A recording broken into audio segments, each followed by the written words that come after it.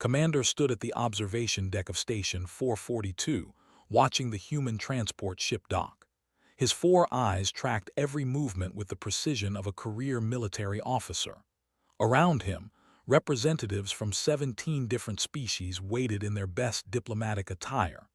They had all come for the same reason: to pay respects to Admiral who had died saving their lives.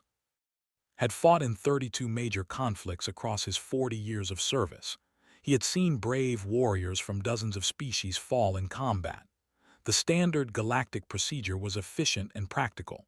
Take a genetic sample, record it in the memorial database, say a few words, and move on.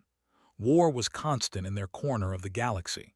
There was always another battle, another crisis, another reason to keep moving forward. The Void Swarm had hit the station without warning 3 weeks ago. The creatures poured through a spatial rift like locusts, mindless and hungry. Admiral commanded the defense fleet, holding the line while thousands of civilians evacuated. His ship, the UNS Defiance, had positioned itself directly in the swarm's path. When the shields failed and the hull began to breach, ordered his crew to evacuate. He stayed at the helm alone, flying the dying ship into the rift's opening. The explosion collapsed the passage and saved everyone on the station.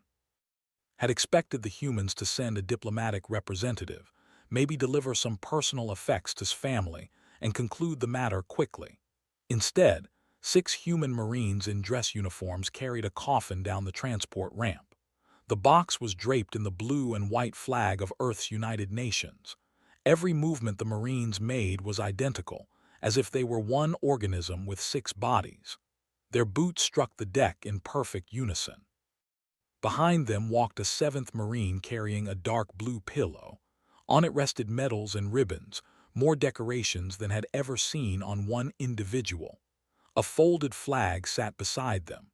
The Marine's face was young, barely past adolescence by human standards, but his expression could have been carved from stone. The assembled dignitaries straightened unconsciously. There was something about the precision, the gravity of the human's bearing that demanded attention.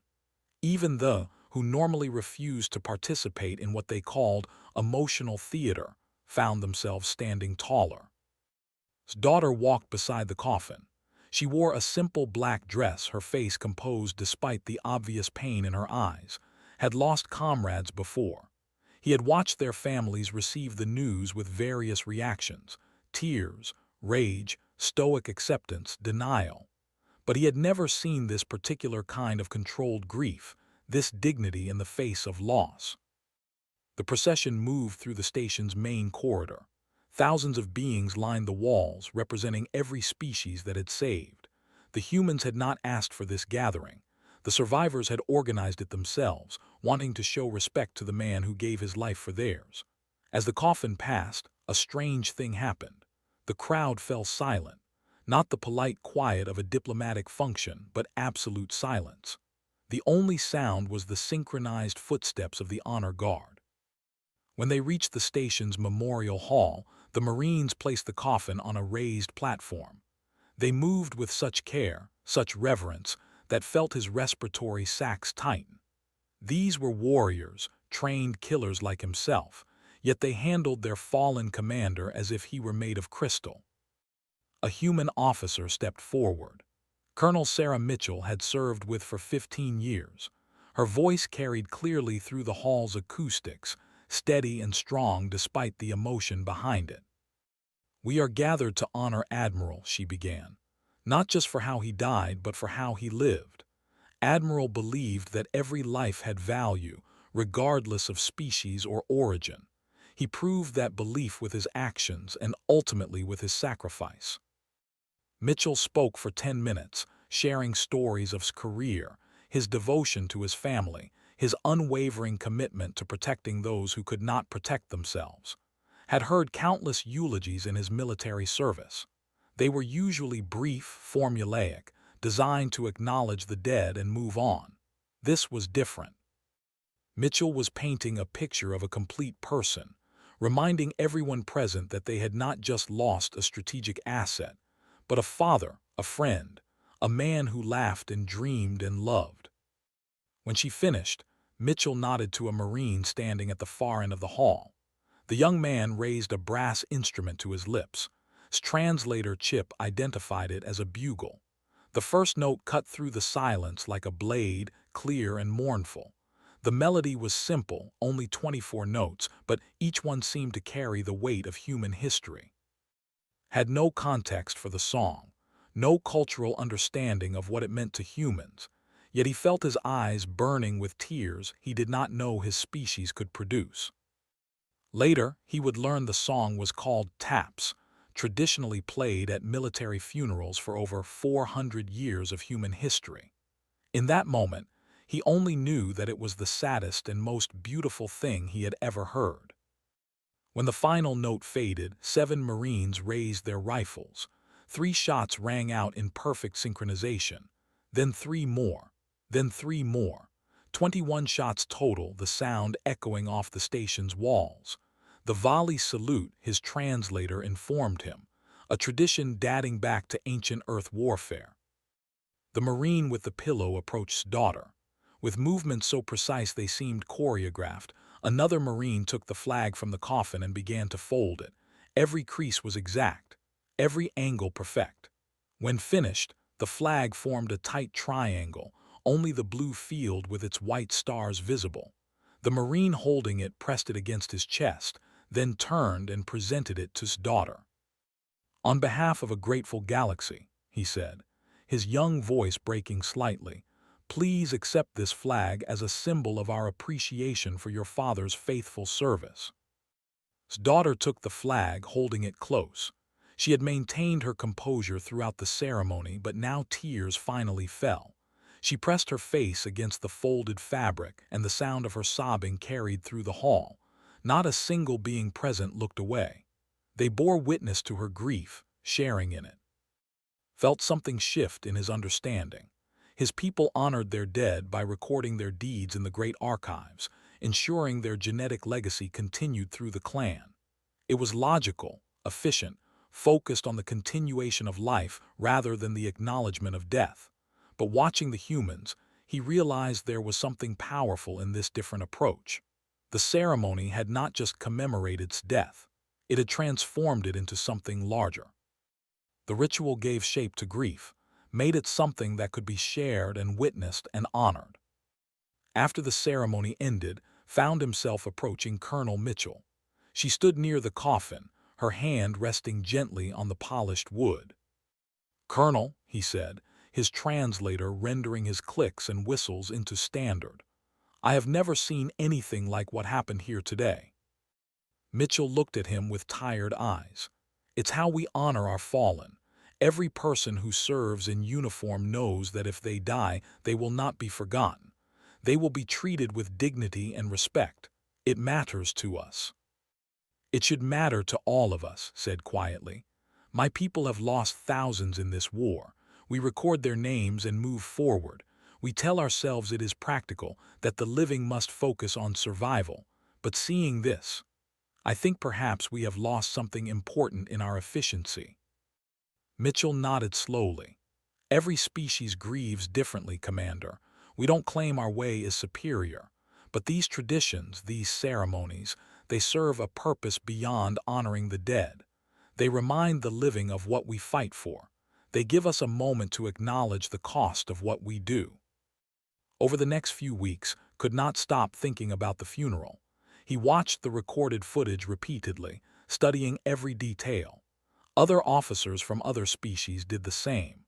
The recording spread through military channels across the galaxy. Soon, began receiving messages from comrades asking questions about human funeral traditions.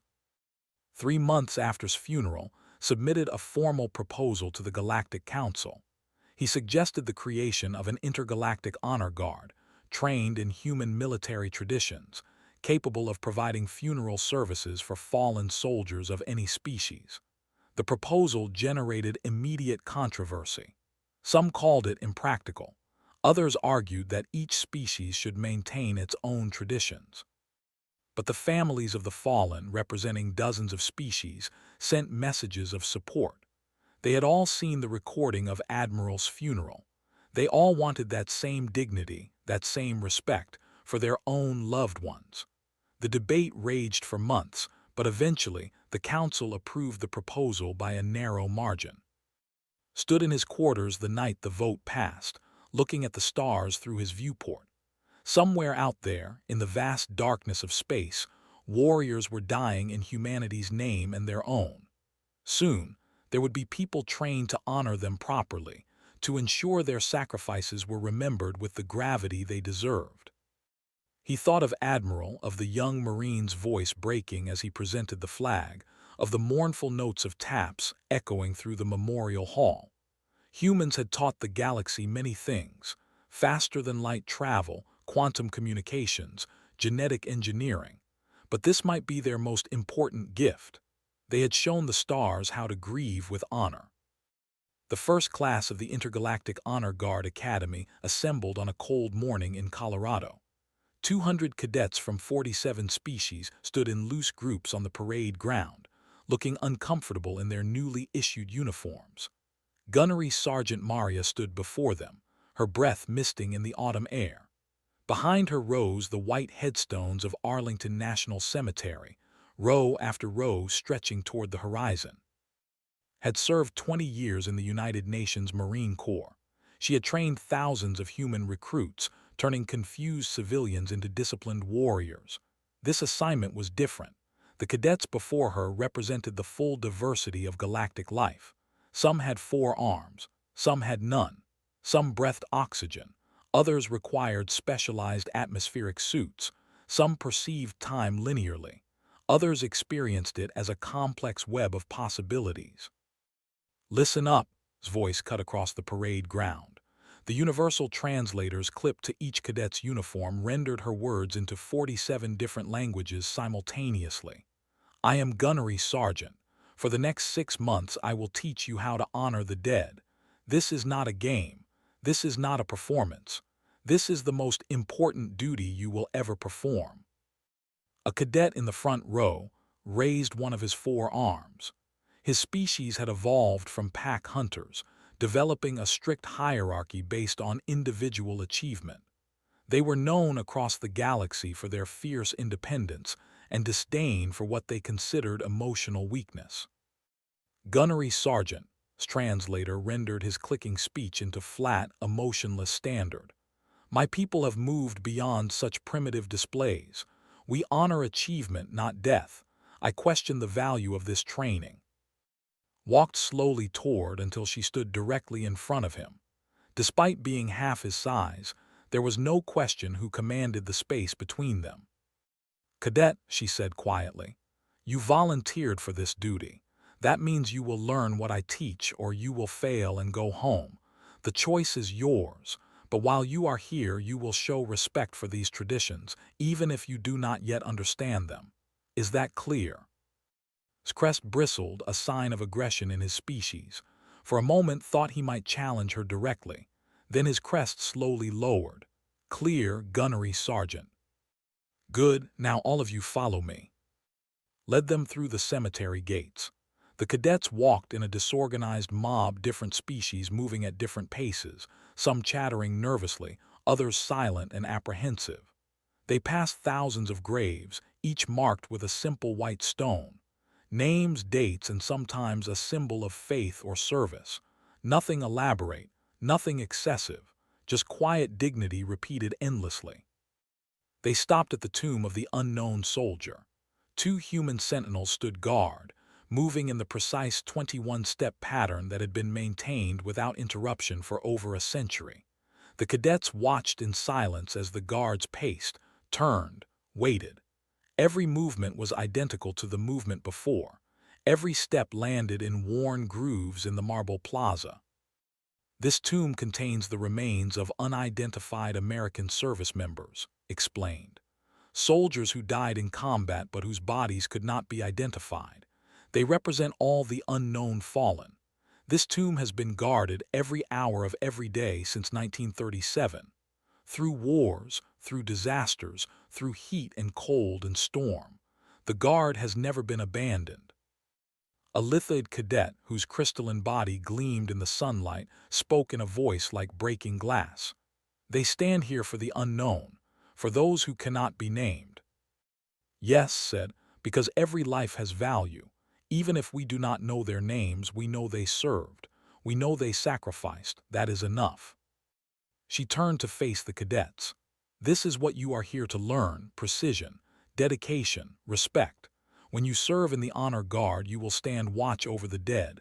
You will ensure that no fallen warrior is forgotten. You will be the last to pay respects, the final guard between death and dishonor. This duty requires perfection. Nothing less is acceptable." The training began in earnest that afternoon. Started with the basics: standing at attention, saluting, marching in formation. Simple concepts that became impossibly complex when applied to species with different numbers of limbs, different centers of gravity, different neural processing speeds.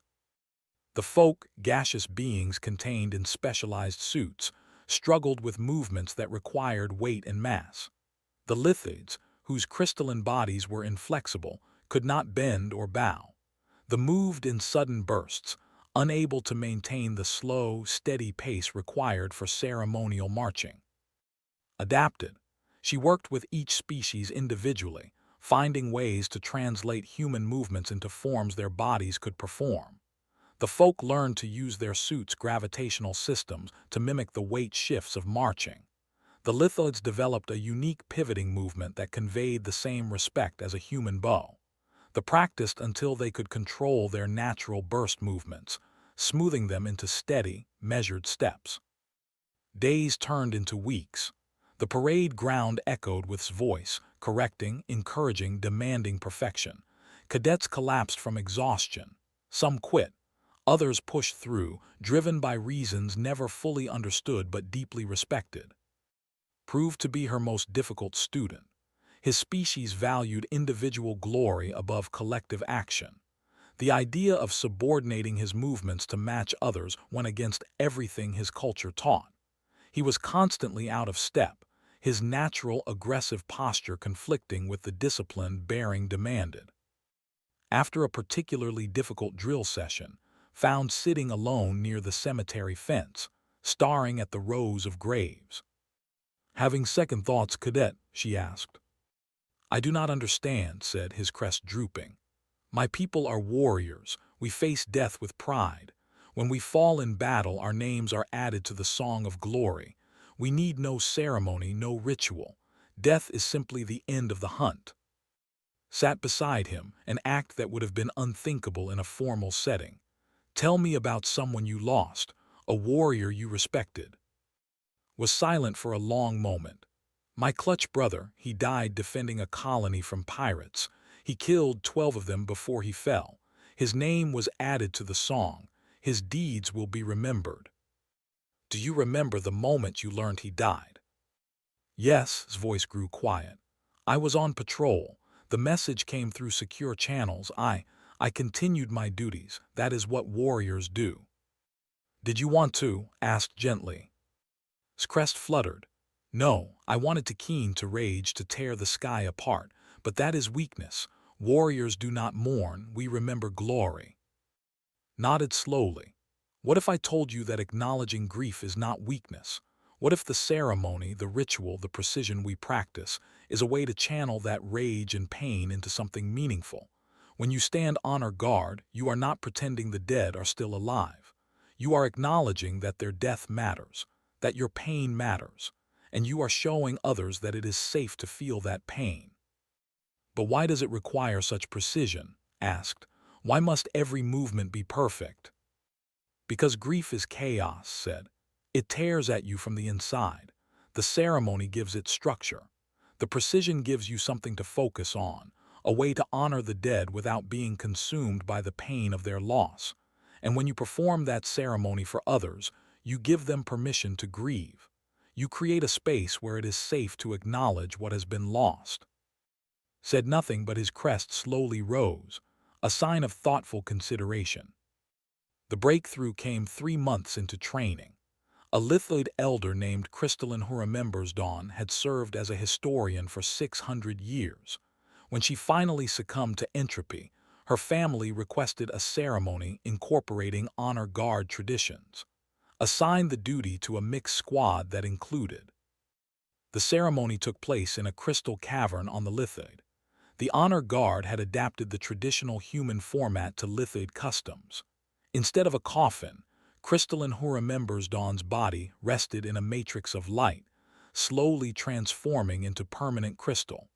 Instead of rifles, the guards carried resonance prisms that would be tuned to her unique frequency. Stood in formation with 5 other cadets, 2 humans and folk, They had practiced for weeks, learning to move in harmony despite their vastly different physiologies. Now, before an audience of thousands, they would perform for the first time. Watched from the side, her heart in her throat. She had trained soldiers for 2 decades, but she had never felt quite this much pressure. If the cadets failed, if the ceremony fell apart, it would set the entire Honor Guard program back years. The Galactic Council was already looking for excuses to shut them down. The ceremony began.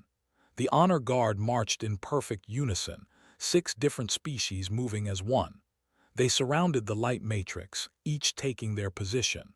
The resonance prisms hummed, creating a harmonic frequency that filled the cavern with sound and light. A Lithoid priest spoke, recounting crystalline who remembers Dawn's 6 centuries of service. The words echoed off crystal walls, building and layering until they became a song.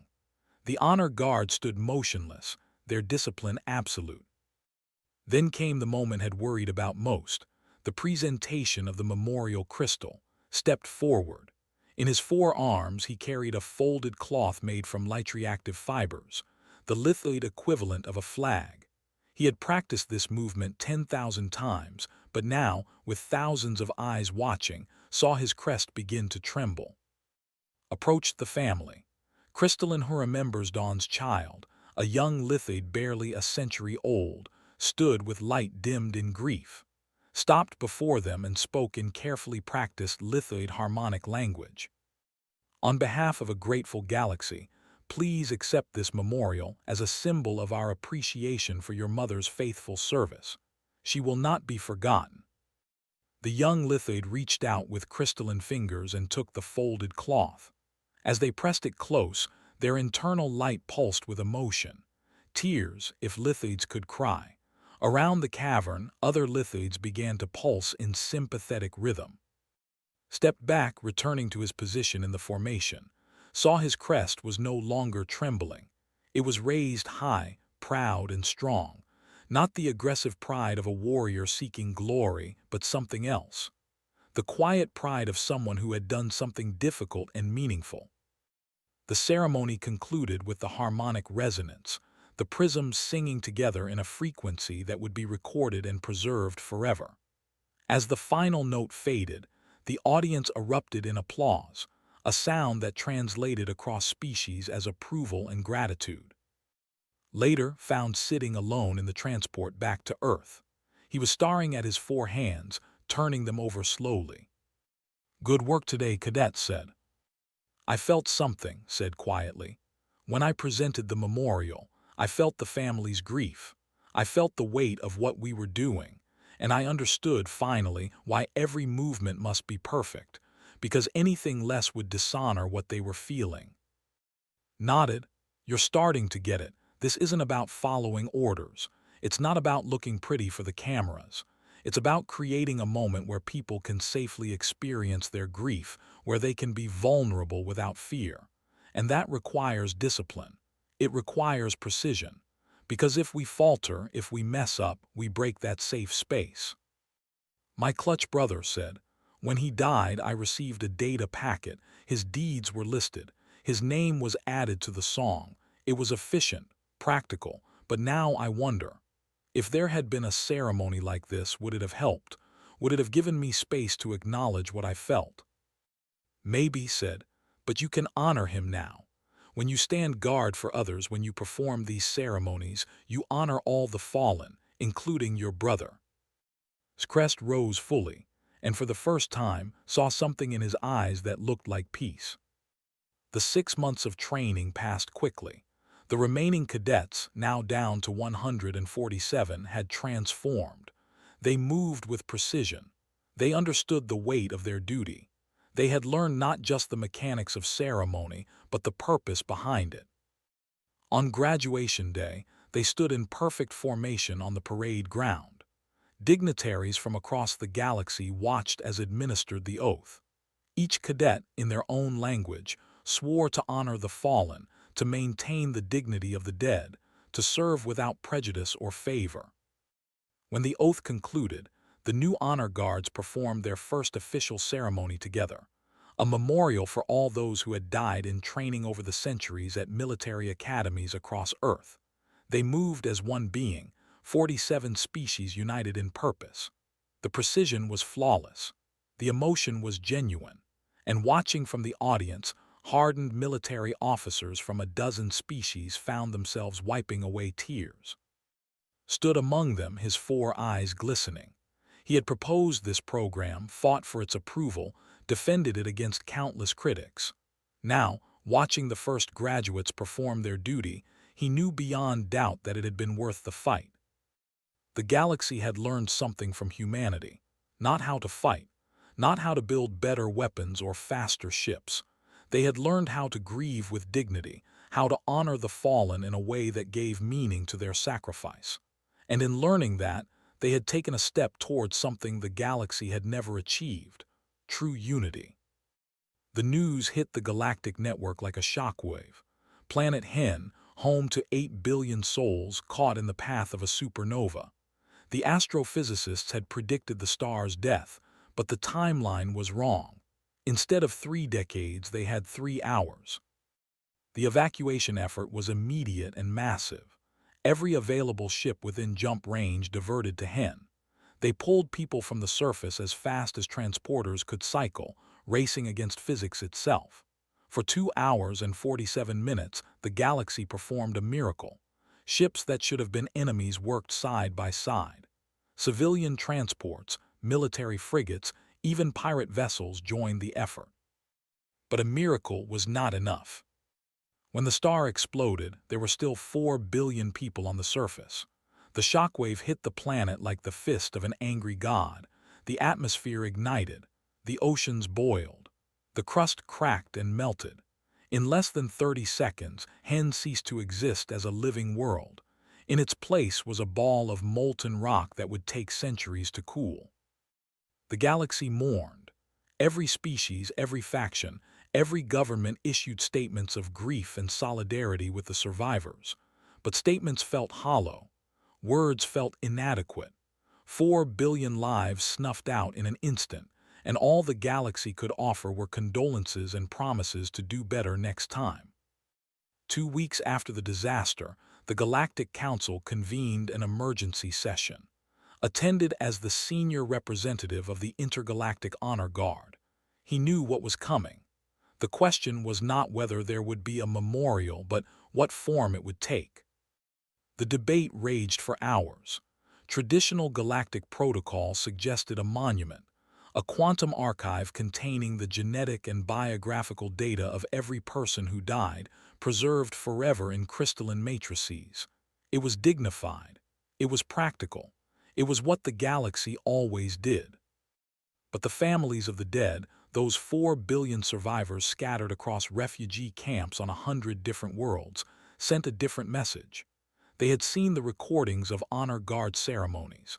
They had watched beings from alien species stand in perfect formation, honoring the fallen with discipline and reverence. They wanted that for their dead, all of their dead. From the stood, his species' natural skepticism evident in every word.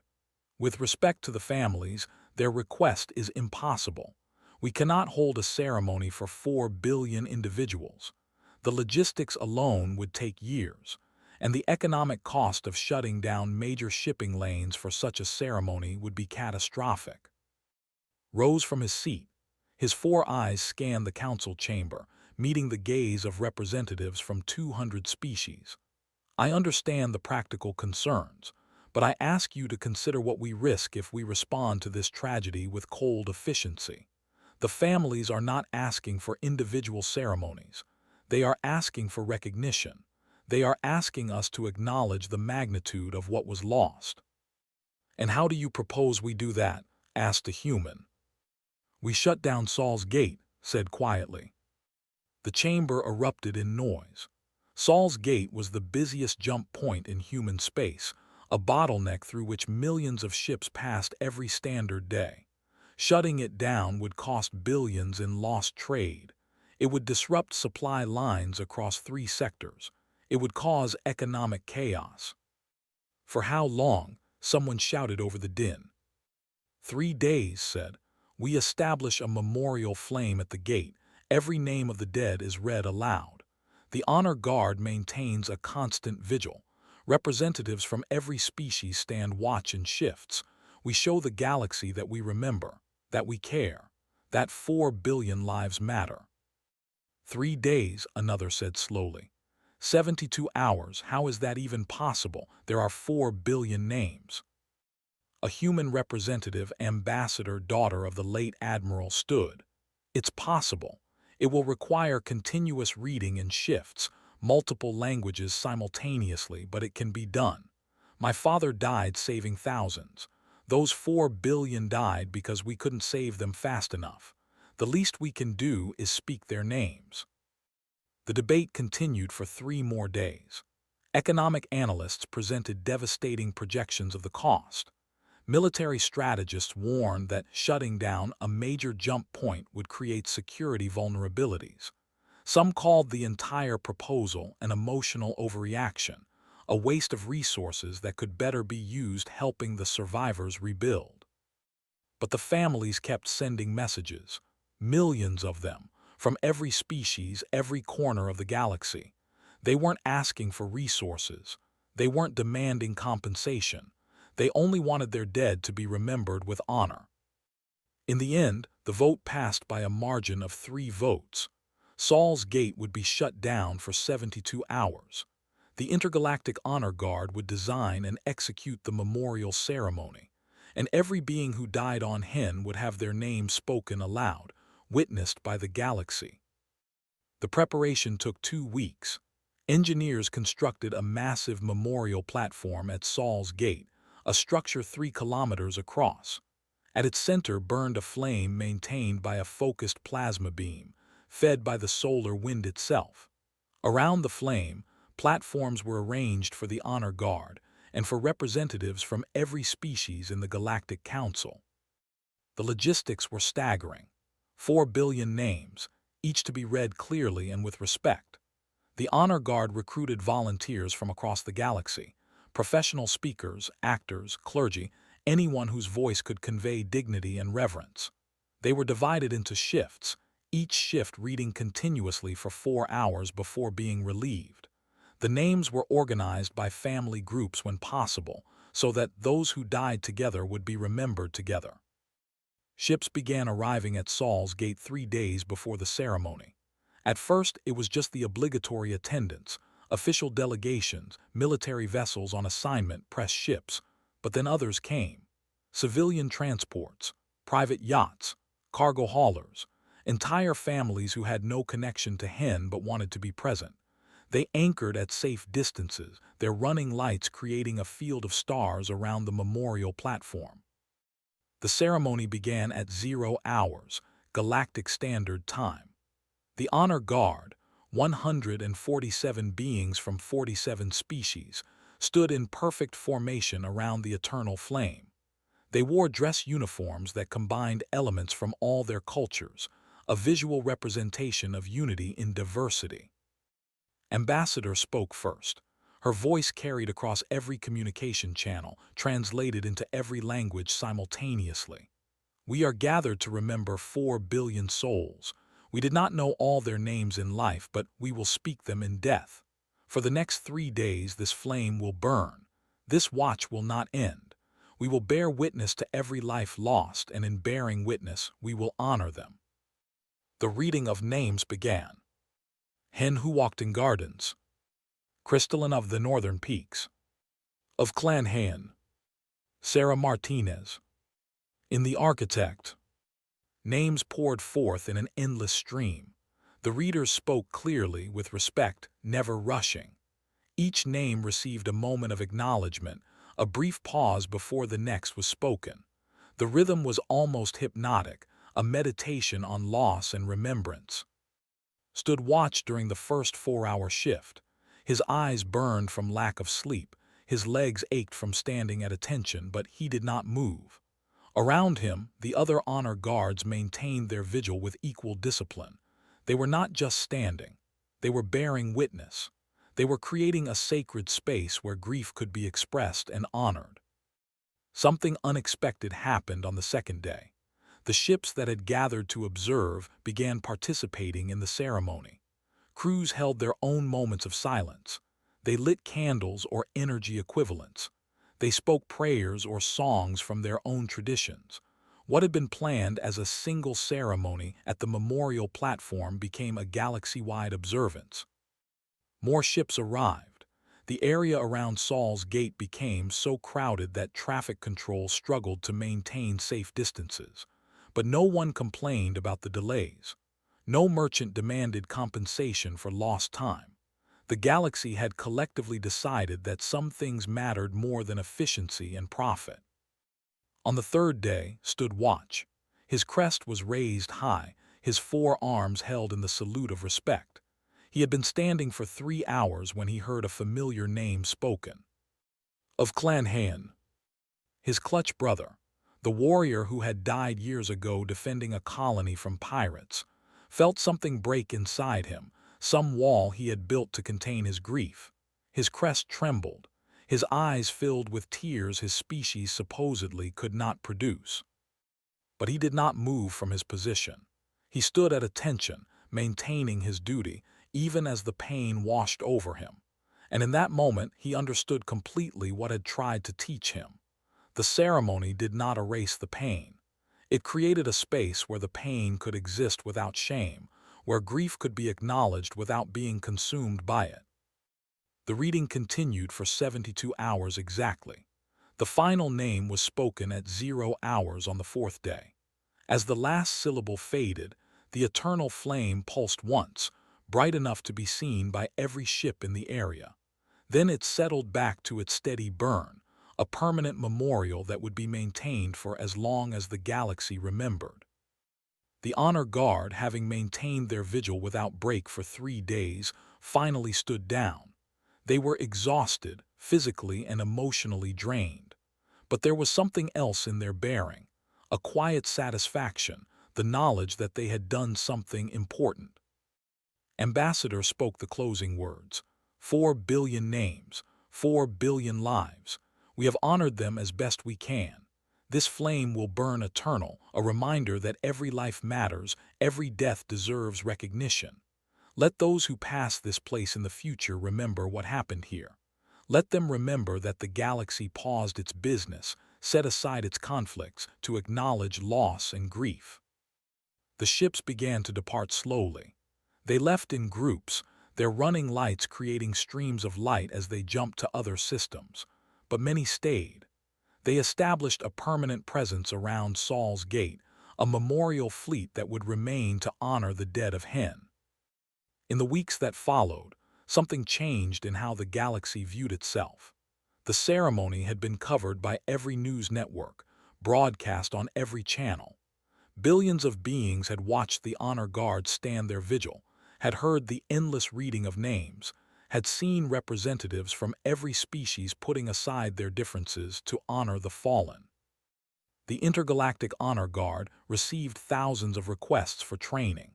Species that had initially scoffed at human military traditions now wanted to incorporate them. The ceremonies became a bridge between cultures, a shared language of respect that transcended differences. Stood on the observation deck of his ship, looking at the eternal flame burning at Saul's Gate.